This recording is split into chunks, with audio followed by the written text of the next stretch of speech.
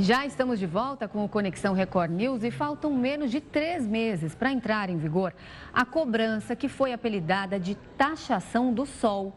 A Lei 14.300 de 2022 estabeleceu que a partir de 7 de janeiro do ano que vem, os usuários de energia solar passarão a não auferir integralmente os subsídios referentes ao pagamento pelo uso do sistema de distribuição de energia elétrica. Quem instalar um sistema solar até o dia 6 de janeiro de 2023 vai garantir essa isenção até 2045. A partir desse marco, haverá um escalonamento para os novos sistemas instalados que passarão a pagar pelo uso do sistema de distribuição. Hoje são 1.670.000 unidades de consumidores de energia por sistemas solares fotovoltaicos de geração distribuída. Isso segundo a Associação Brasileira de Energia Solar Fotovoltaica. Para falar sobre esse assunto de nomes difíceis aí, a gente conversa agora com o sócio-diretor da Eleve, Ricardo Davi. Bom, Ricardo, bem-vindo primeiramente. Esse marco legal aí de geração distribuída, que foi sancionado esse ano, estabelece umas regras aí para o uso de geração de energia solar, como a gente está falando aqui. Quais são essas regras? Você pode explicar para a gente? Pois não. Em primeiro lugar, muito obrigado pelo espaço, a oportunidade de conversar com você, Renato Heródoto, e também esclarecer melhor, aos nossos telespectadores. Aquilo que chamamos hoje dessa taxação do sol, na verdade não é uma taxação da energia solar. É uma cobrança, que é feita pelo fato do consumidor, do indivíduo que instalou uma placa de geração solar, uma usina de geração solar, usar o sistema de distribuição da concessionária de energia.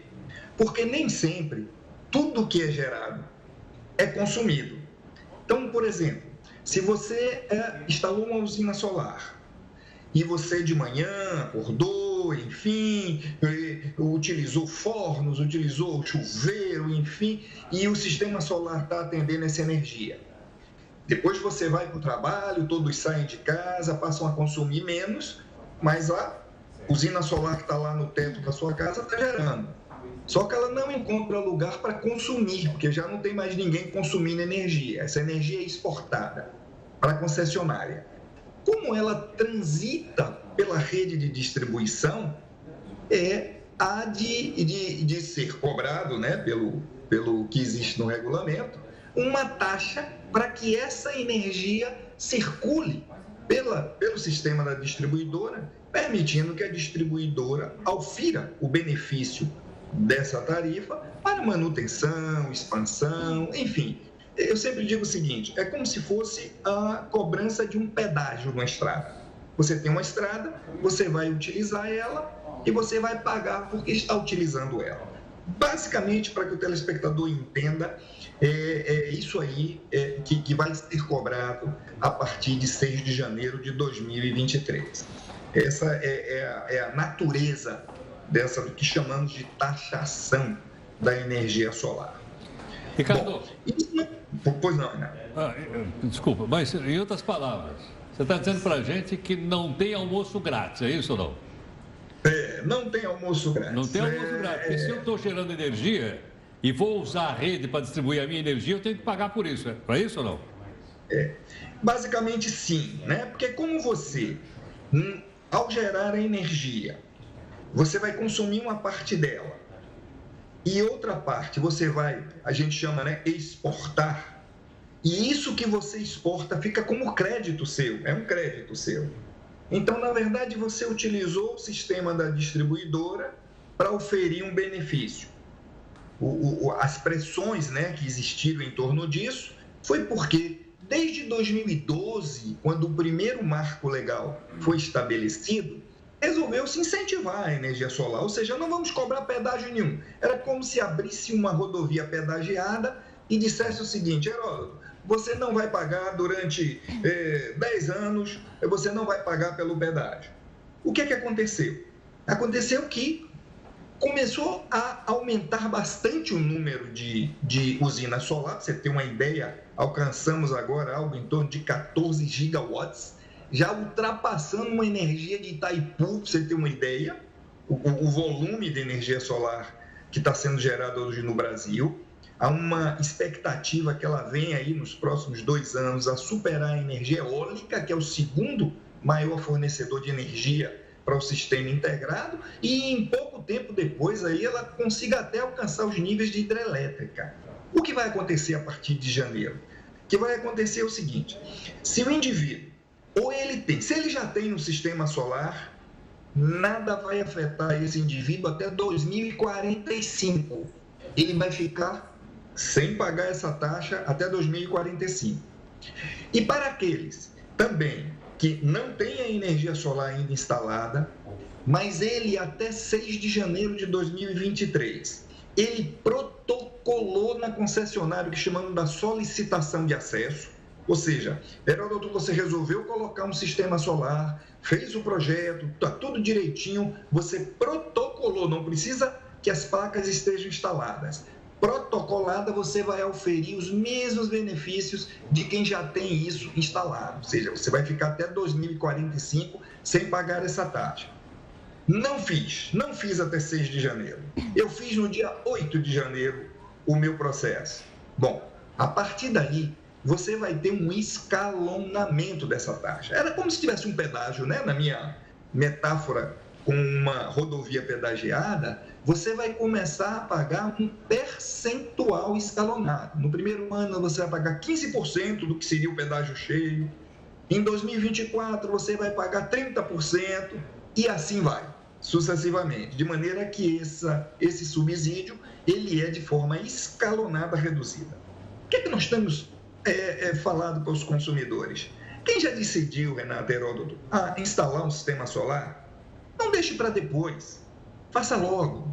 Não é à toa que essa fonte cresce tanto.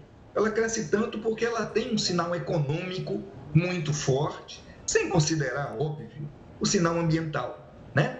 Ou seja, ao gerar energia solar, seguramente nós, consumidores, aí fomos afetados nos últimos anos aí com a tal da bandeira vermelha de energia. O que é a bandeira vermelha? É que faltou energia, os nossos reservatórios caíram, tivemos que entrar com energia térmica.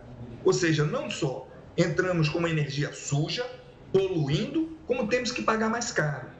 A energia solar ela entra exatamente como um mitigador desses dois efeitos, de você ter uma energia mais barata e uma energia mais limpa. Ricardo, agora, sem dúvida, você lembrou muito bem dessa consciência ambiental, que é super importante, mas deixando ela um pouco de lado, vamos falar assim do investimento. Essas placas, até onde eu sei, elas são meio caras. Eu não sei se tem fabricação aqui no Brasil, eu li uma vez que elas eram importadas, essas placas de energia solar. Aí a pessoa tem que fazer esse investimento, aí depois, se passar dessa data de 6 de janeiro de 2023, ainda pagar esse pedágio aí, como você falou. É um investimento alto? Em quanto tempo essa pessoa vai ter um benefício ali na conta dela? Entendeu? Em quanto tempo esse investimento vai se pagar? Perfeito, Renato.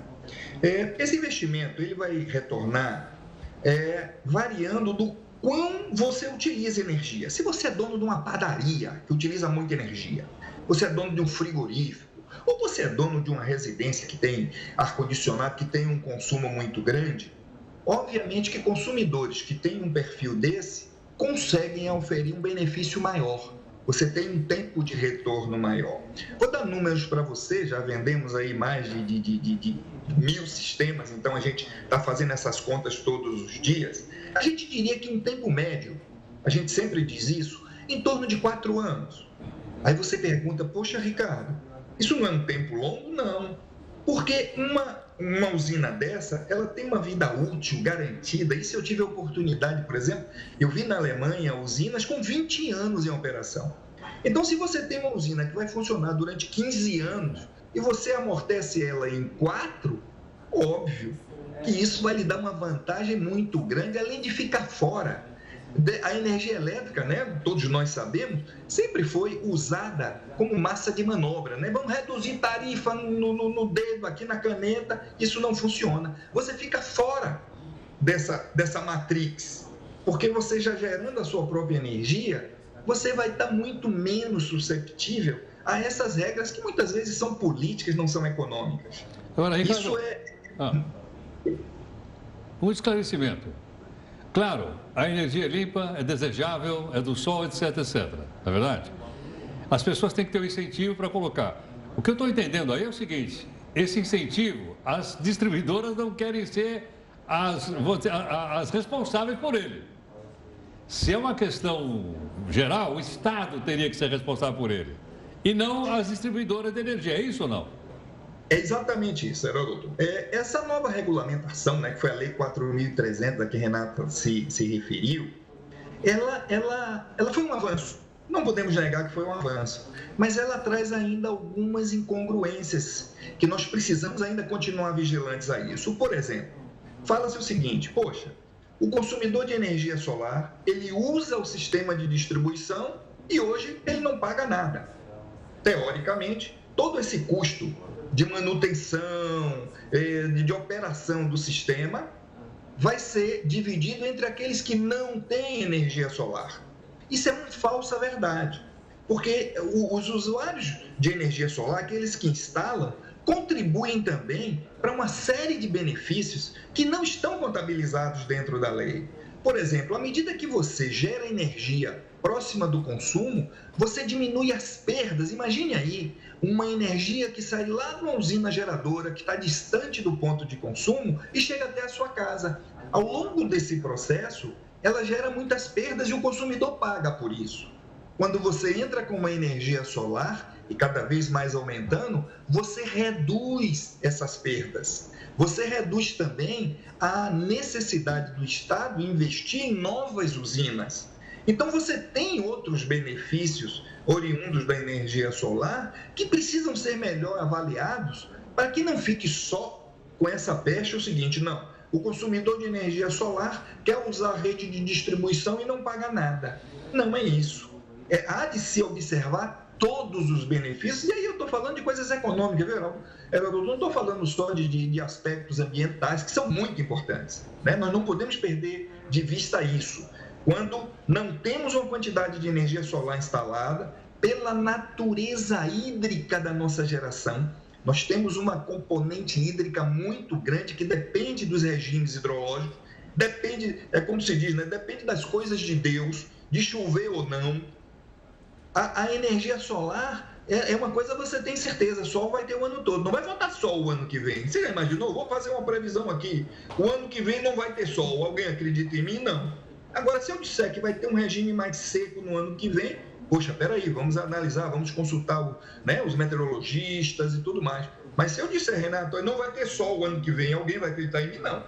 Então, você passa para uma fonte mais previsível. Então, é importante ter essa componente solar na matriz, porque ela serve como espécie de um colchão. Ela vai evitar que essa maldita bandeira vermelha que chega para a gente, ela possa acontecer, porque isso é que mexe no nosso bolso.